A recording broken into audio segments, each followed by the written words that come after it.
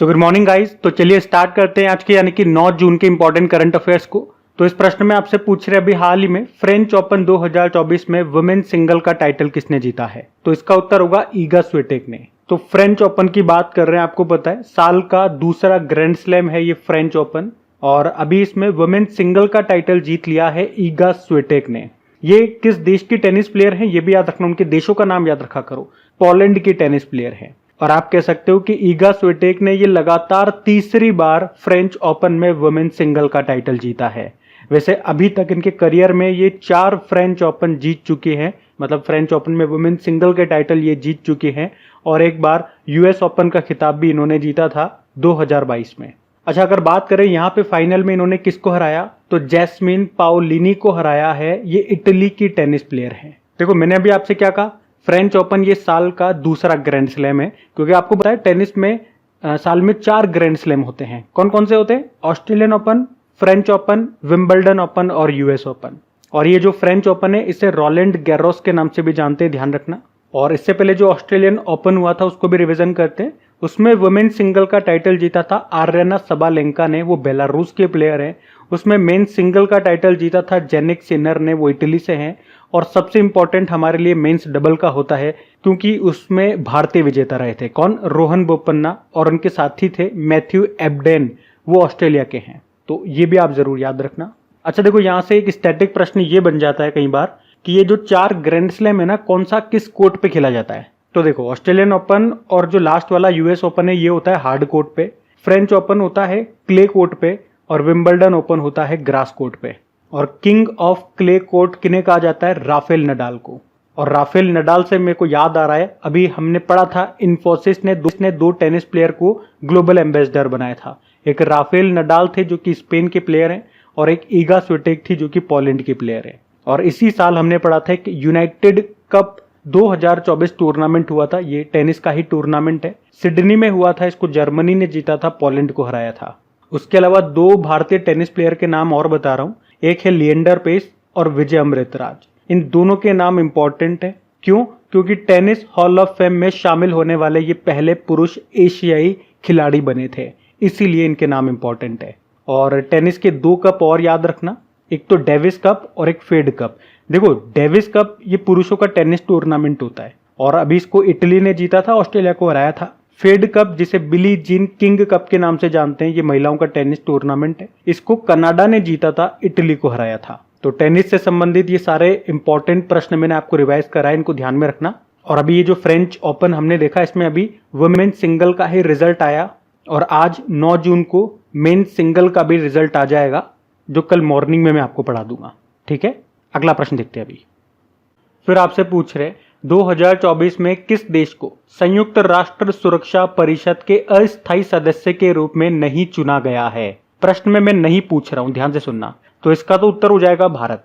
अब ध्यान से सुनना, एक्चुअली में अभी संयुक्त राष्ट्र महासभा ने पाकिस्तान, सोमालिया, पनामा, डेनमार्क और ग्रीस को यूनाइटेड नेशन सिक्योरिटी काउंसिल के अस्थायी सदस्य के रूप में चुना है, और इन्हें 1 जनवरी 2025 से शुरू होने वाले 2 साल के कार्यकाल के लिए चुना गया है। और ये जो नए सदस्य हैं 5, ये किन 5 सदस्यों का स्थान लेंगे? मतलब 5 आएंगे तो 5 जाएंगे। तो ये जापान, माल्टा, मोजाम्बिक, इक्वेडोर और स्विट्जरलैंड का स्थान लेंगे, जिनका कार्यकाल 31 दिसंबर 2024 को समाप्त हो रहा है। देखो आप जानते हो यूनाइटेड नेशन सिक्योरिटी काउंसिल, ये यूनाइटेड नेशन का सबसे इंपॉर्टेंट पार्ट है, जो कि अंतरराष्ट्रीय शांति और सुरक्षा बनाए रखने के लिए जिम्मेदार है। इसमें टोटल 15 सदस्य होते हैं, लेकिन 5 परमानेंट मेंबर होते हैं और 10 नॉन परमानेंट मेंबर होते हैं, जो हर 2 साल के लिए चुने जाते हैं। पहले परमानेंट मेंबर कौन कौन से हैं बात करें? 5, अमेरिका, यूके, फ्रांस, रशिया और चीन। और इनके पास क्या है? वीटो पावर होती है। वीटो पावर मतलब आप जानते ही हो, जैसे कि अगर कोई प्रस्ताव आता है और अगर किसी भी एक मेंबर ने उसे मना कर दिया तो फिर वो पारित नहीं होगा। ये वीटो पावर की शक्ति है, और यही एक वीटो पावर है जिसका गलत उपयोग कर रहा है, जिसका गलत इस्तेमाल कर रहा है चाइना। कैसे?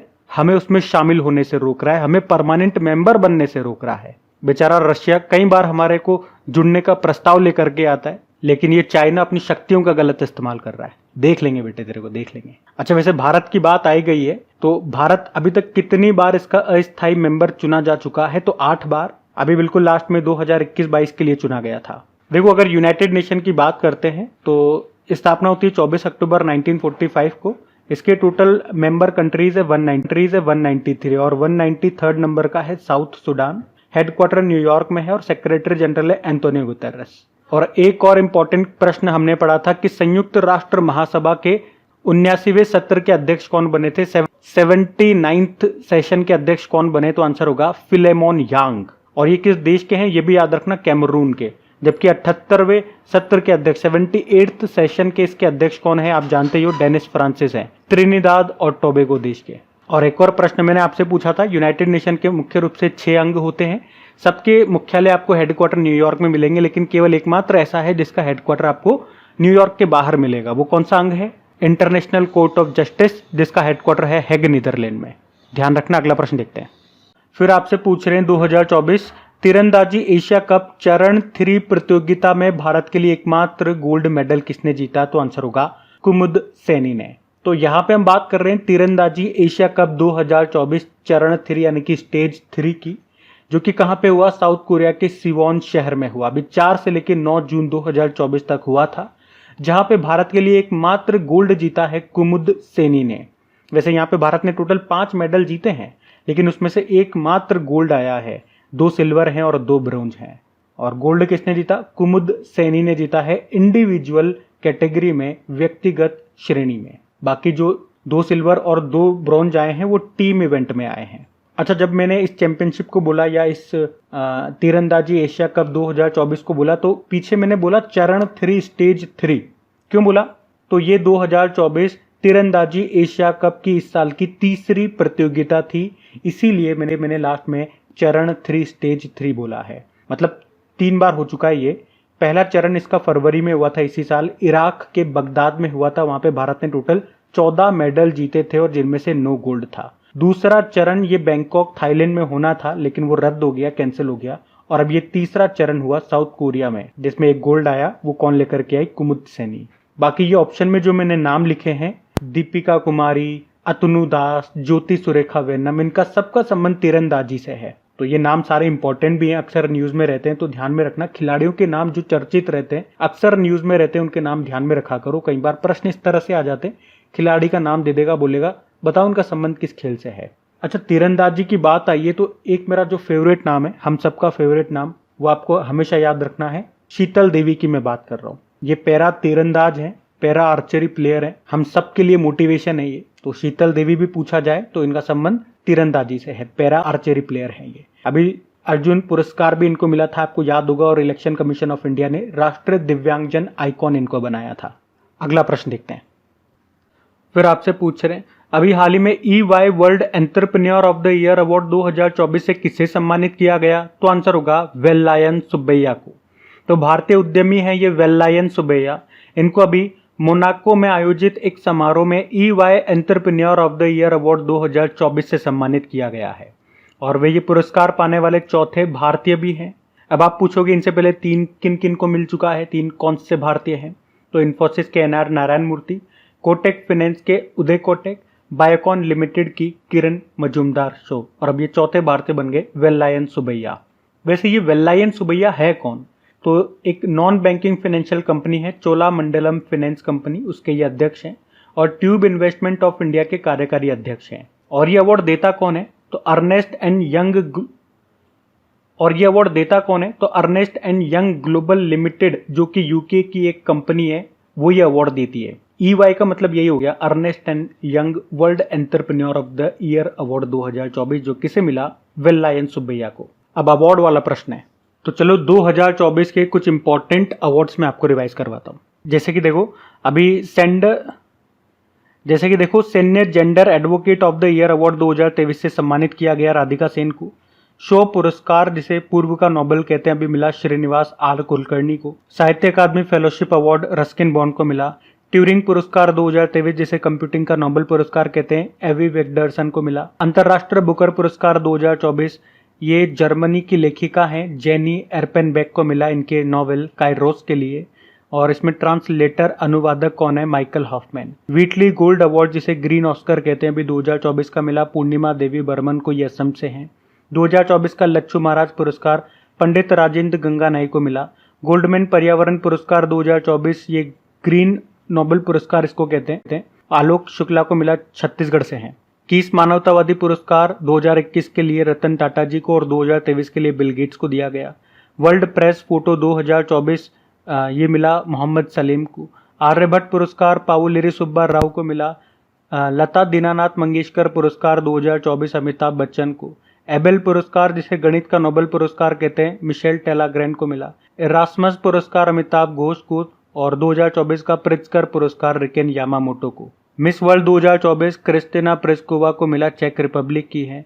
और मिस यूनिवर्स 2023 का खिताब शेनिस पलासियो को मिला जो निकारागुआ से है।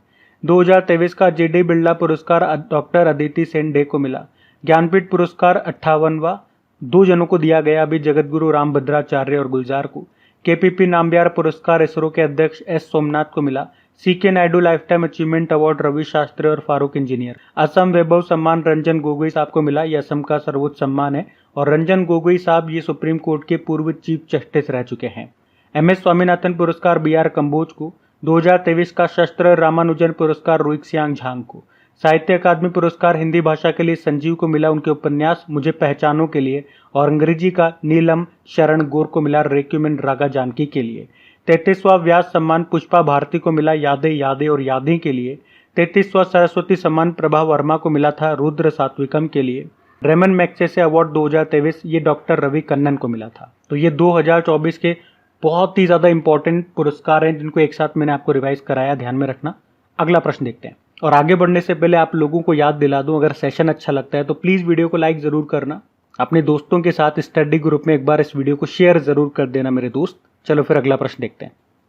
फिर आपसे पूछ रहे हैं विश्व महासागर दिवस कब मनाया गया, तो आंसर होगा 8 जून को। हर साल 8 जून को वर्ल्ड ओशियन डे के रूप में मनाया जाता है, विश्व महासागर दिवस के रूप में मनाया जाता है। थीम की अगर बात करें, इस बार की थीम है नई गहराइयों को जगाना, अवेकन न्यू डेप्थ्स।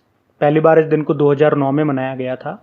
अच्छा, लेकिन अगर मैं आपसे पूछूं कि नेशनल मैरीटाइम डे कब होता है, राष्ट्र समुद्र दिवस, तो आंसर करना 5 अप्रैल को। वहीं विश्व समुद्र दिवस ये सितंबर के आखिरी गुरुवार को होता है।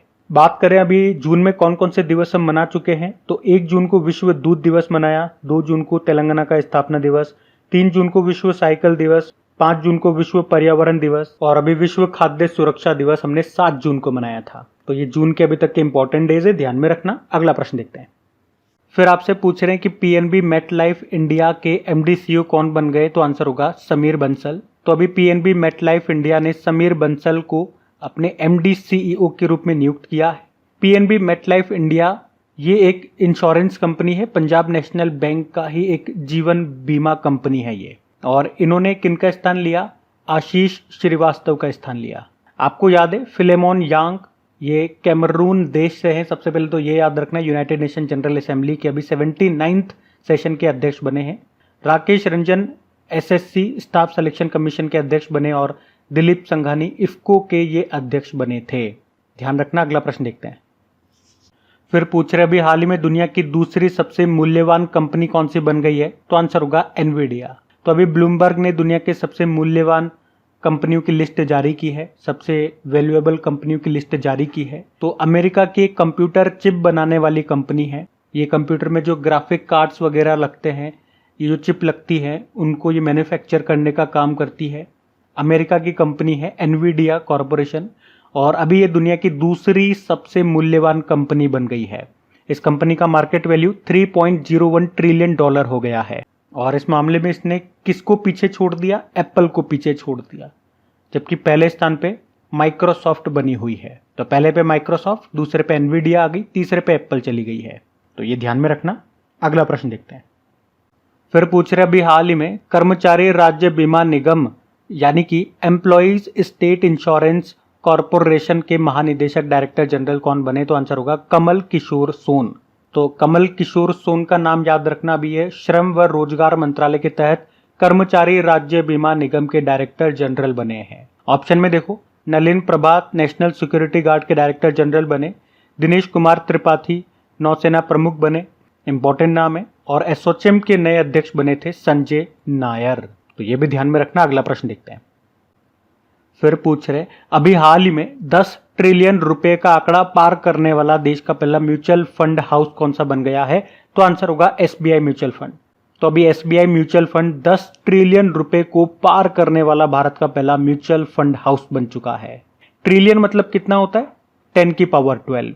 जैसे बिलियन होता है 10 की पावर 9 और मिलियन होता है 10 की पावर 6। तो इस प्रश्न का मतलब ये हो गया जैसे कि आपने म्यूचुअल फंड में पैसा लगाया, मैंने लगाया, आप सबने लगाया और हम सबने एसबीआई म्यूचुअल फंड में पैसा लगाया, तो इनके पास जो हम सबसे फंड आया ना, वो इतना इकट्ठा हो चुका है। कितना? 10 ट्रिलियन रुपए का। और जितने भी यहाँ पे म्यूचुअल फंड हाउसेस चलते हैं, जितनी भी म्यूचुअल फंड कंपनियां चलती हैं, उनमें सबसे ज्यादा इसी के पास आ गया। तो ये प्रश्न का मतलब है। एसबीआई म्यूचुअल फंड के बारे में बात कर रहे हैं, इसकी स्थापना हुई थी या ये कब आया था? 1987 में। हेडक्वार्टर मुंबई में है, एमडी सीईओ शमशेर सिंह है। अच्छा, इसी तरह से आपको याद होगा स्टेट बैंक ऑफ इंडिया के बारे में हमने पढ़ा था। अभी 8 लाख करोड़ रुपए के बाजार पूंजीकरण को पार करने वाली ये भारत की 7वीं कंपनी बन गई है, तो वो भी ध्यान में रखना। अगला प्रश्न देखते हैं। फिर आपसे पूछ रहे हैं अभी हाल ही में आरबीआई ने वित्त वर्ष 2025 के लिए भारत की जीडीपी ग्रोथ रेट कितना रहने का अनुमान लगाया? तो आंसर होगा 7.2%। तो आरबीआई ने फाइनेंशियल ईयर 2024-25 में भारत की जीडीपी ग्रोथ रेट 7% से बढ़ाकर 7.2% रहने का अनुमान लगाया है, तो ये याद रखना। उसके अलावा आपको बता दूं, अभी मॉनेटरी पॉलिसी कमेटी की मीटिंग हुई थी और उसमें लगातार 8वीं बार रेपो रेट में कोई बदलाव नहीं किया गया है। रेपो रेट वही बनी हुई है, कितनी? 6.5%। रेपो रेट मैं आपको कई बार बता चुका हूं, ये वो ब्याज दर होती है जिस पर आरबीआई बैंकों को पैसा उधार देता है। तो इस प्रश्न को अलग से कराने का कोई मतलब नहीं था, इसके बारे में डिटेल में मैं आपको कई बार बता चुका हूं। अब हर 2-2 महीने में ये मीटिंग होती है और सेम रेपो रेट चली हुई है 8 बार। तो इसका मतलब हो गया, अगर अलग अलग इस प्रश्न को लेकर के कराऊंगा तो 8 प्रश्न मैंने फोकट के करवा दिए। और आप देखना, बहुत सारे यूट्यूब पे ऐसे करंट अफेयर्स के चैनल्स मिलेंगे आपको जिसमें इस एक ही प्रश्न को बार बार आपको कराया जाएगा। अगर कोई बदलाव होता तो मैं भी इसको शायद डबल से करा लेता, लेकिन कोई मतलब नहीं है। अब यहाँ पे आरबीआई की बात करी ना, हमने चर्चा करी, तो उसी के साथ मैंने आपको बता दिया, न्यूज़ आप तक पहुंचनी चाहिए बस। बाकी आरबीआई की जरूर स्टैटिक हम देखेंगे। इसकी स्थापना होती है 1 अप्रैल 1935 में। मुंबई में इसका मुख्यालय आपको मिल जाएगा। आरबीआई की स्थापना किस आयोग की सिफारिश पे होती है? तो याद रखना, हिल्टन यंग आयोग। इसका नेशनलाइजेशन हुआ था 1 जनवरी 1949 को और वर्तमान में गवर्नर शक्तिकांत दास हैं। पहले ब्रिटिश गवर्नर कौन थे? Sir Osborne Smith. और पहले भारतीय गवर्नर सीडी देशमुख थे। तो गाइज, ये था आज का आपका करंट अफेयर्स का सेशन। उम्मीद करूंगा सेशन अच्छा लगा होगा। अगर अभी तक आपने वीडियो को लाइक नहीं किया, भूल गए हैं या वीडियो एंड होने का इंतजार कर रहे थे, तो एक बार फिर से याद दिला दूं दोस्त, वीडियो को लाइक जरूर करना, अपने दोस्तों के साथ में स्टडी ग्रुप में एक बार शेयर जरूर करना। चलो अभी कल के करंट अफेयर्स का आपको क्विक रिविजन करवा दें और सेशन एंड करते हैं फिर। तो यहाँ पे हम 8 जून के इंपॉर्टेंट करंट अफेयर्स का क्विक रिवीजन कर रहे हैं। तो पहला प्रश्न पूछा गया था, अभी हाल ही में भारत का 82वां रामसर स्थल कौन सा बन गया? तो आंसर होगा नकटी पक्षी अभ्यारण्य। इससे पहले वाला यानी कि 81 नंबर का कौन सा बना? नागी पक्षी अभ्यारण्य, और ये दोनों आपको मिलेंगे बिहार में। फिर आपसे पूछा, अभी संयुक्त राष्ट्र महासभा के 79वें सत्र के अध्यक्ष कौन बन गए? फिलेमोन यांग, कैमरून से हैं। फिर पूछा, विश्व खाद्य सुरक्षा दिवस कब मनाया? अभी 7 जून को। फिर पूछा, इसरो किसके साथ मिलकर के तृष्णा मिशन पर काम करेगा? तो फ्रांस। फिर पूछा, अभी बायोफार्मास्यूटिकल गठबंधन की पहली बैठक कहाँ पे हुई? अमेरिका में। फिर पूछा, बोइंग के स्टार लाइनर अंतरिक्ष यान को उड़ाने वाली पहली महिला कौन बन गई? सुनीता विलियम्स। फिर पूछा, दुनिया का सबसे लंबा पैदल सस्पेंशन ब्रिज कहाँ पे बनकर तैयार हुआ? हंगरी में। फिर पूछा, अभी एक्यू एम्स और एयर प्रवाह एप्लीकेशन को किसने लॉन्च किया? इलेक्ट्रॉनिक्स और आईटी मंत्रालय ने। फिर पूछा, अभी किस देश में माउंट कनलाओन में विस्फोट हुआ? तो आंसर होगा फिलीपींस। और आखिरी प्रश्न पूछा, international shooting sport federation world cup में भारत के लिए पहला गोल्ड किसने जीता? सबरजोत सिंह ने। अभी कल का होमवर्क प्रश्न देखते हैं और सेशन एंड करते हैं। तो कल के वीडियो में आपसे पूछा था, खेलो इंडिया विंटर गेम्स 2024 का शुभंकर मैस्कॉट क्या है? तो आंसर होगा शीन ए शान या शीन ए शी, जो रिप्रेजेंट करता है हिम तेंदुए को, स्नो लेपर्ड को। आप सभी ने प्रश्न का बिल्कुल सही उत्तर दिया। अब ये आज का आपका होमवर्क प्रश्न।